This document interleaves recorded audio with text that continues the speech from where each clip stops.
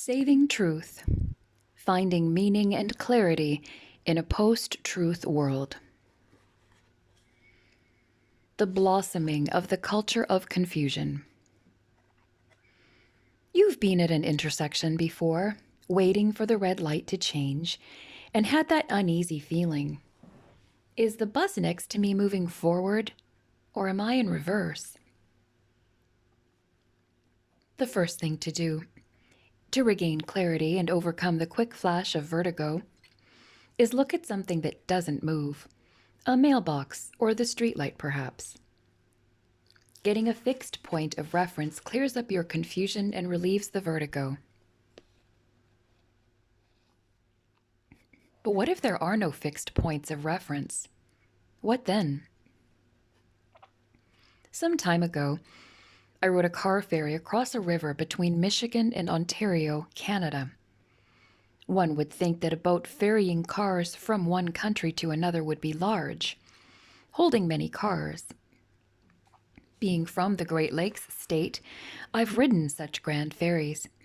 This wasn't one of them. This ferry could hold 2 cars at most, and that morning it was just me.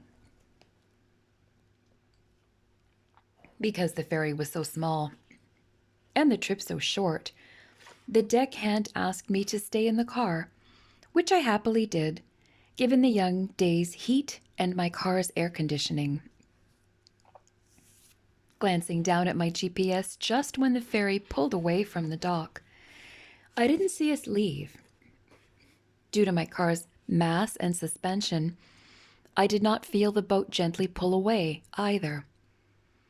When I looked up and my eyes met the flowing river, my body told me I was stationary, but my eyes told me that we were moving. Looking at the ferry couldn't help me overcome the vertigo because it was moving too, and the ever-moving river didn't provide a fixed point of reference. There were no mailboxes or stoplights. A sure foundation was hard to find. So my dizziness persisted longer than it would have in a typical bus at the intersection incident. Only the unmoving land across the river could abate my nausea and clear up my confusion. Whenever we find ourselves in such situations, we instinctively try to end the disorientation by hurriedly locating a fixed point of reference that doesn't depend on our feelings. In fact, we recognize in those moments that our feelings are part of the problem. Imagine if in my situation the land itself was moving. Awash in the river, I would not have been able to find a bearing. My feelings would have been unreliable. My confusion would have persisted and my uneasiness would not have diminished. Culturally speaking, in the past decade, we have found ourselves adrift in a river with no bearings in sight. The cultural river we find ourselves in isn't narrow. We can barely see the land's outline. In fact, we departed from it so long ago that we have forgotten what solid earth feels like and have begun to question whether the land itself is anchored or afloat. As if to put an exclamation mark on this situation, the Oxford dictionaries selected a post-truth term as 2016's Word of the Year. The Oxford dictionaries annually select a word that captures the culture's current mood and preoccupations, and post-truth does exactly that. According to Oxford dictionaries, post-truth means relating to or denoting circumstances in which objective facts are less influential in shaping public opinion than appeals to emotion and personal belief. Although the word dates back at least to 1992, the usage of post-truth ballooned in 2016 by 2,000%. That may seem shockingly high, but pause to reflect on the year. The American presidential election was marked by so many competing and false claims, allegations of fraud, and proven mistruths. It was difficult to know who to believe. Voices across the political spectrum were quick to condemn the other side with little or no facts, and quick to defend their champion regardless of facts. Raw emotion dominated the megaphones of 2016's various protests, such that the truth behind the controversies was drowned out. Fake news, quote unquote, allowed agendas to advance regardless of, and often contrary to, the truth. Was it not the case that facts were dismissed as getting in the way of agendas? Was it not true that sensitivities to personal preferences and hair-trigger senses of outrage shaped debates and even determined the words considered acceptable to our supposedly free society? It's hard to think of a word better suited to the spirit of our age than post-truth. When the soft soil is harder. Post-truth has two modes.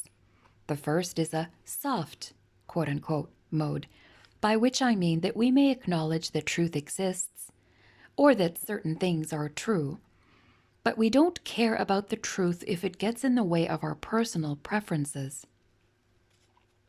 In this soft mode of post-truth, the truth exists objectively, but our subjective feelings and opinions matter more. The second mode is hard, quote-unquote, by which I mean a willingness to propagate blatant falsehoods knowing they're false, because doing so serves a higher political or social agenda. The differences between the soft and hard modes of post-truth may be subtle, but they are significant. Both are troubling, and both appear to be growing more pervasive. But I suspect the soft mode of post-truth is more dangerous. Allow me to explain.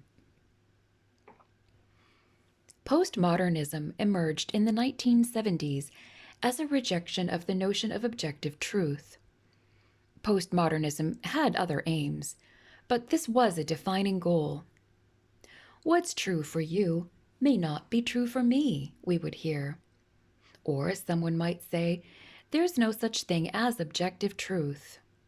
Both statements are self-defeating and unlivable. Any denial of objective truth must itself be objectively true if it's to be meaningful. Yet despite its incoherence, postmodernism was quite resilient and remained influential in the West for decades. Its luster has finally dulled. To be sure, in the past few years, postmodernism has continued to pop up in culture. But like a mustard burp, its tang is now momentary and passing. Where postmodernism failed because it was inherently incoherent, the post-truth mindset may succeed because it is not. It faces the problem of truth head-on. Unlike postmodernism, the post-truth mindset acknowledges objective truth, but subordinates it to preferences. That's dangerous, as logic and evidence don't have the same influence over the post-truth mindset that they had over a postmodern one. In a post-truth age, if the evidence fits our preferences and opinions, then all is well and good. If it doesn't, then the evidence is deemed inadmissible or offensive, with offense being a kind of solvent against otherwise sound arguments. To mix metaphors a bit, the post-truth mindset is like bacteria that have mutated to become immune to antibiotics. Where truth and logic could combat postmodern bacteria, they seem powerless to arrest post-truth's infectiousness.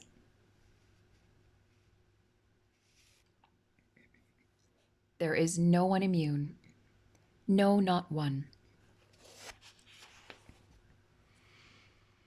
Mixed reactions followed Oxford's announcement of post-truth as its 2016 Word of the Year.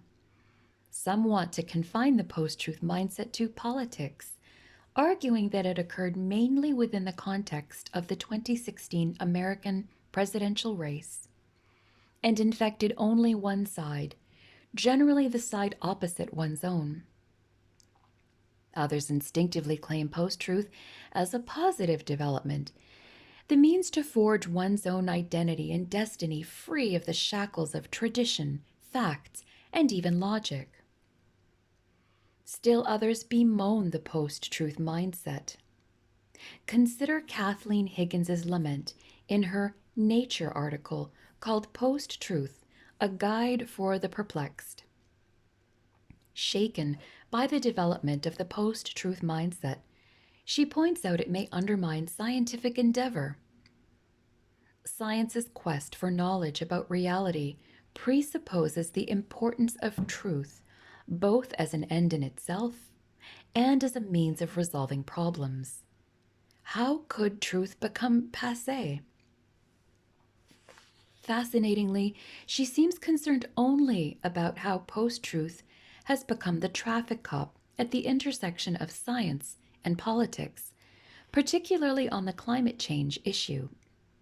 Higgins writes, scientists and philosophers should be shocked by the idea of post-truth, and they should speak up when scientific findings are ignored by those in power or treated as mere matters of faith. Scientists must keep reminding society of the importance of the social mission of science, to provide the best information possible as the basis for public policy. And they should publicly affirm the intellectual virtues that they so effectively model: critical thinking, sustained inquiry, and revision of beliefs on the basis of evidence. Another line from Nietzsche is especially pertinent now. 3 cheers for physics, and even more for the motive that spurs us toward physics: our honesty. Isn't it interesting that Higgins seems to lay the problems of post-truth at the feet of others, while implying that scientists are immune from its influence? My point is not to denigrate scientists or science. Some of my close friends are scientists of high integrity. Nor am I making a statement about climate change. Clearly, science has benefited all of our lives, and I am convinced science is a gift from God. My point is the post-truth virus is so powerful that it can infect all of us: politicians and voters, pastors and philosophers, soccer moms and baseball dads, and yes, even scientists. One would think a writer for Nature would recognize that scientists, who many think lose their susceptibility to human bias when they don a lab coat, are not immune from post-truth's infection. There is ample evidence that scientists are all too human. In January 2016, just as the post-truth year began, Adam Hoffman reported the surprising results of several studies that concluded the findings of certain sciences being difficult to reproduce. One study asserted the findings in fewer than half of the psychology studies printed in prestigious journals could be reproduced. Stanford University's John Ioannidis went so far as to say that across many scientific disciplines, it can be proven, he said, that most claimed research findings are false. Putting an alarming number to the problem, Ioannidis says we are getting millions of papers that go nowhere. In the face of such conclusions, Hoffman asks, so why is this crisis in transparency and reproducibility happening in the first place? His conclusion is telling. In addition to conscious or unconscious biases, scientists are under pressure to obtain breakthrough results, and those are more likely to get published. In other words, the hard work of honest and forthright research is being undermined by the academic definition of success. No area is immune to post-truth infection. The irony ought to leap out at us. Higgins is perplexed by the rise of post-truth in politics, fearing it may undermine society's trust in scientists who so effectively model, quote unquote, the intellectual virtues of critical thinking, sustained inquiry, and revision of beliefs on the basis of evidence, as she puts it. Yet she herself seems to succumb to post-truth as she vaunts the virtues of scientists while ignoring the questionable conclusions of many scientific studies. In making a case that scientists are above being post-truth, she inadvertently demonstrates the opposite by letting her feelings about scientists overpower the facts. The creep of post-truth is seen in how we gather information about the world to conform to what we want to be true, not to what actually is true. Stephen Marche makes this point in a biased yet incisive op-ed piece in the Los Angeles Times. He notes that many of us get our news not from time-tested news sources, but from comedy and satire shows like The Daily Show, Last Week Tonight, and Full Frontal with Samantha Bee. These shows use comedians as faux journalists who mix facts with satire and mockery. The jokes have an obvious slant and are meant to make a point about a particular situation rather than just report facts. All of that is fine in itself. I'm personally a fan of well-done satire. But what can happen if viewers lose perspective with the encouragement of these shows' producers? Viewers watch satisfied by the parody of quote-unquote the other side of an issue, while fooling themselves into thinking they're being informed. According to Marche, these shows are why the left has a post-truth problem too. With so much satire masquerading as journalism, Marche bemoans that post-fact life is funny, but not ha-ha funny. Everything has become a joke, and so nothing is anymore.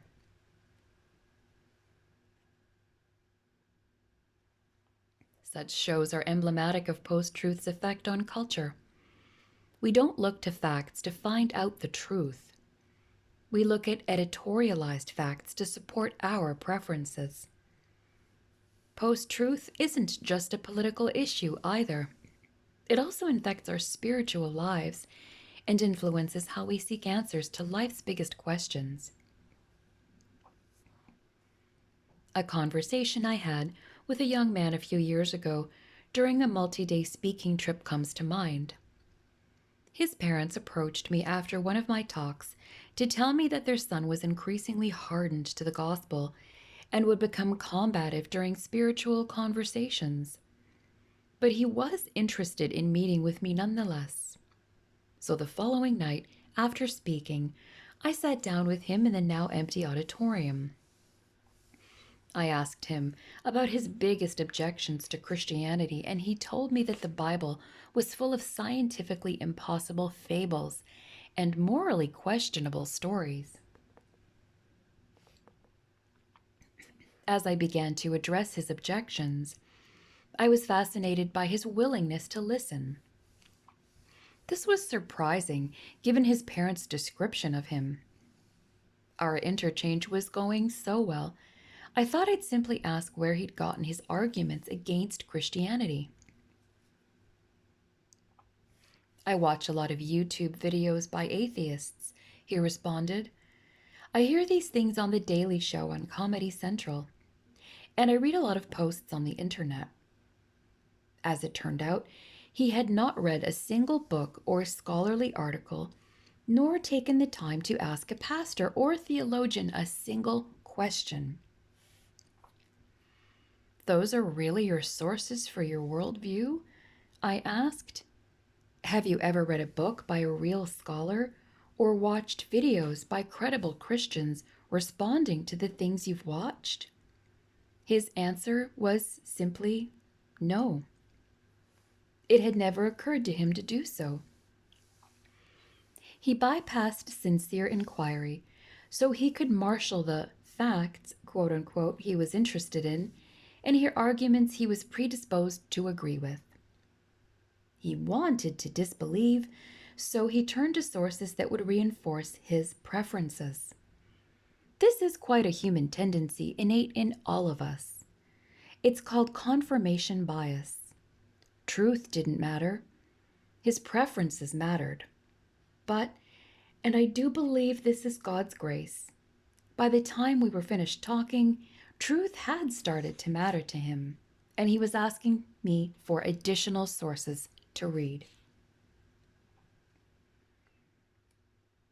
The post-truth seed in the garden's soft soil. As startling as recent developments have been, we should remember that the practice of subordinating truth to feelings is ancient. Biblically speaking, the post-truth mindset flowering today originally germinated in a lush garden long ago. God gave Adam and Eve freedom in Eden so that they could enjoy relationship with Him, the very reason for which they were created. They had but one restriction. They could not eat of the tree of the knowledge of good and evil. If they did so, they would become aware of evil, which would lead to a desire not to just know good and evil, but to determine good and evil. Satan used our innate human preference to exert our own sovereignty to tempt Adam and Eve away from the communion with God we were created for, and toward autonomy apart from God. Satan preyed upon their desire for autonomy. He told them they would not die when they ate the fruit, but would become like God. That's when the fruit became desirable. What God had said didn't matter anymore. Their desires and feelings usurped the truth. This seed of the post-truth mindset has bloomed in our day. Fast forward some millennia, and we see another instance of post-truth. 2,000 years ago, during the most important trial of all time, Pontius Pilate, the governor of the Roman province of Judea, stood before Jesus and claimed the authority of the world's most powerful empire. Jesus stood before Pilate and claimed to be truth incarnate. He declared that his authority and message weren't based on the vicissitudes of political power or cultural feelings, but on unchanging truth. You say that I am a king, Jesus answered Pilate. For this purpose I was born, and for this purpose I have come into the world, to bear witness to the truth. Everyone who is of the truth listens to my voice. John 18:37. Jesus handed Pilate the opportunity of the ages to ask a perfect follow-up question. The form of Pilate's next question was indeed perfect, but his motivation was anything but. What is truth? Pilate asked, walking away before Jesus could answer. It made for a dramatic exit, but a pitiful display. Pilate exchanged the opportunity of a lifetime for a rhetorical punchline. His attitude mirrors today's post-truth culture. The 2004 motion picture The Passion of the Christ portrays a fictional yet scripturally consistent subsequent conversation between Pilate and his wife. Sitting in a now empty court, Pilate sullenly asks his wife the same question he asked Jesus. What is truth, Claudia? Do you hear it, recognize it when it is spoken? Yes, I do. Don't you? How? Can you tell me? She answers with a long-time spouse's candor. If you will not hear the truth, no one can tell you. Steadfast in his cowardice, Pilate does not heed his wife's words, just as he failed to heed Jesus. Truth, he snaps back. Do you want to know what my truth is, Claudia? I've been putting down rebellions in this rotten outpost for 11 years. If I don't condemn this man, I know Caiaphas will start a rebellion. If I do condemn him, then his followers may. Either way, there will be bloodshed. Caesar has warned me, Claudia, warned me twice. He swore that the next time the blood would be mine. That is my truth. Though Pilate uttered the word truth 4 times, he subordinated it to his personal situation and desires. He personalized the truth, calling it my truth. Pilate wasn't a true skeptic. He was a cynic. A skeptic won't believe a truth claim until there is sufficient evidence. A cynic won't believe even if there is. Pilate was a post-truth man, living with a post-truth mindset. He had the privilege of standing before the one who claimed to be truth incarnate and would later prove it by rising from the dead. Yet Pilate would not submit himself to the truth. He subordinated it to his personal preferences. How ironic that Pilate's personal preferences trumped his recognition of a person who embodied truth. Jesus made the audacious claim that through him and what he would accomplish on the cross, all of us could know the truth, and the truth would set us free. John 8:32. Some of us fervently hope Jesus was right about who he claimed to be. Others may prefer that Jesus was wrong in claiming to be the source of truth and true freedom. The most difficult step is realizing that our preferences aren't the governor here.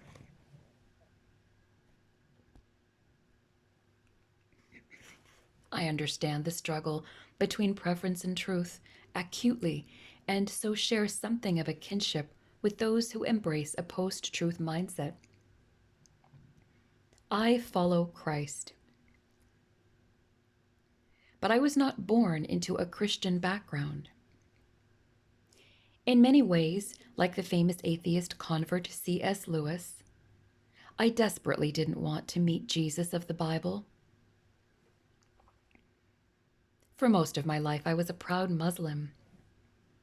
I thought Islam was the truest path to paradise, and every other worldview, especially Christianity, was wrong.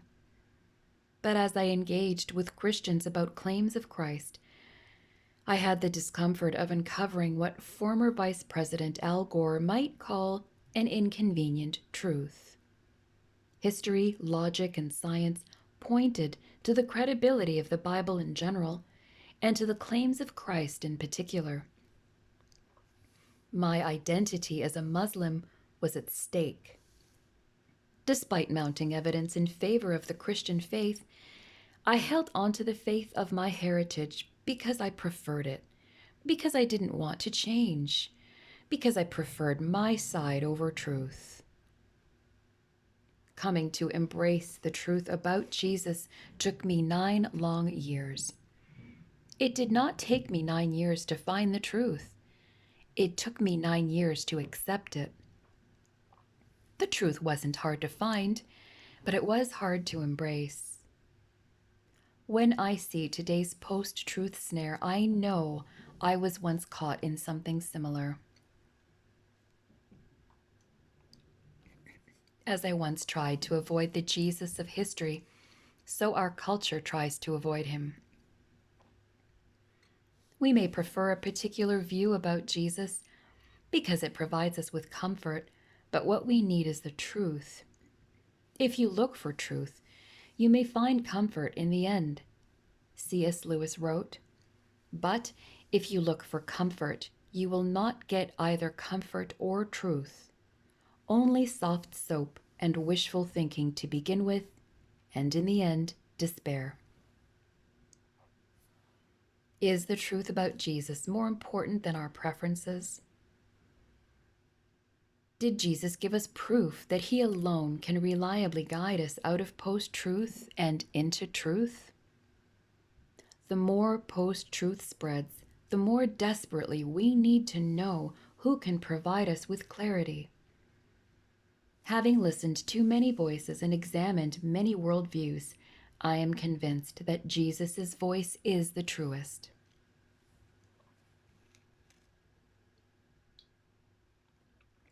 Post-truth's full bloom into the culture of confusion.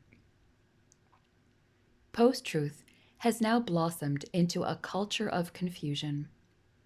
Confusion is embraced as a virtue, and clarity shunned as sin. The answers to life's questions no longer need to correspond to reality. They need only to cater to our desires. But as our culture has embraced confusion and shunned clarity, have we found ourselves to be better off? The divisiveness of our rhetoric is corrosive. Those who disagree with us are them. Facts often seem to be a problem to get around instead of the useful tools they once were. And if someone takes a stand we disagree with on a particular issue, we label them in the most uncharitable way possible, never mind whether they may have a point.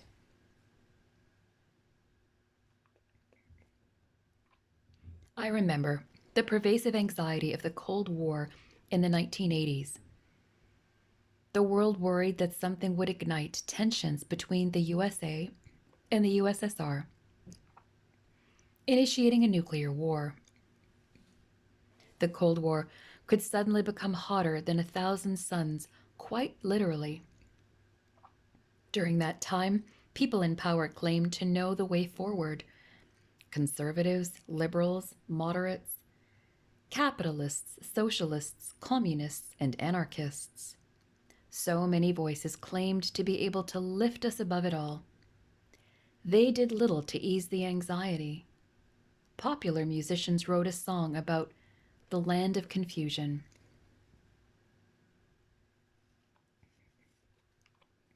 "30 years later, we do not find ourselves neck deep in the land of confusion, do we not? Men and women of power claim to be able to guarantee our unfettered freedoms, even if it may mean trampling on the freedoms of others. These same men and women of steel seem preoccupied with rights, but often say very little about responsibilities. Yes, there are voices demanding truth and accuracy from our leaders, and rightfully so. But our demands for truth are so often selective. We want truth when it's convenient, or when it supports our point of view. When we look at our world today and see all the questions being asked amid a culture not truly committed to sound answers, it's hard to imagine a land more confusing. The confusion tends to swirl around certain questions. What does it mean to be human? What is human freedom? And is it the same as autonomy? Do our rights have limits? Is there a transcendent meaning and purpose to human existence? Or are we the measure of all things?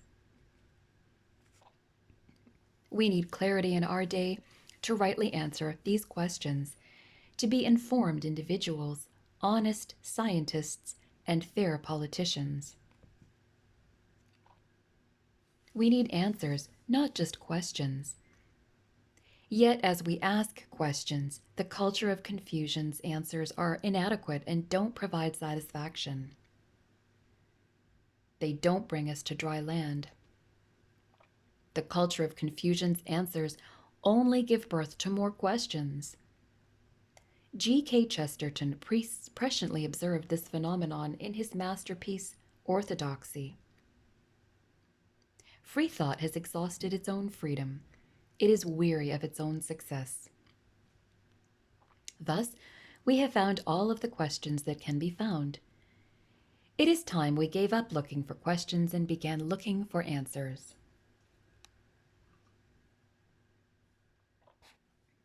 We need the unmovable to guide us if we are to find answers we can all live with.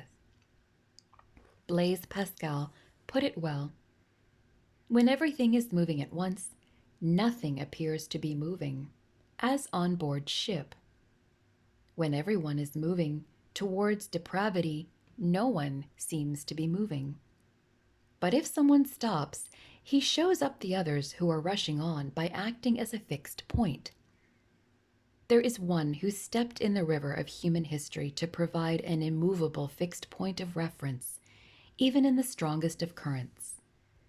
In the pages that follow, I hope to demonstrate that it was not only Jesus' message in answering our deepest questions, but also his actions that can bring clarity to a culture that needs it so desperately.